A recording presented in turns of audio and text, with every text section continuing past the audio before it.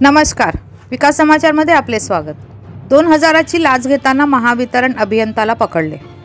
वसईत महावितरण कनिष्ठ अभियंता राजेश रविशंकर गुप्ता याला लाचलुचपत प्रतिबंध विभागाकडून 2000ची लाच घेताना रंगेहात पकडण्यात आले आहे। राजेश गुप्ता हे कोल्ही सेक्शन कार्यालय येथे कार्यरत होते। एका ठेकेदाराने 2 दुकानात वीज मीटर लावण्यासाठी कागदपत्रे कार्यालयात जमा केली होती।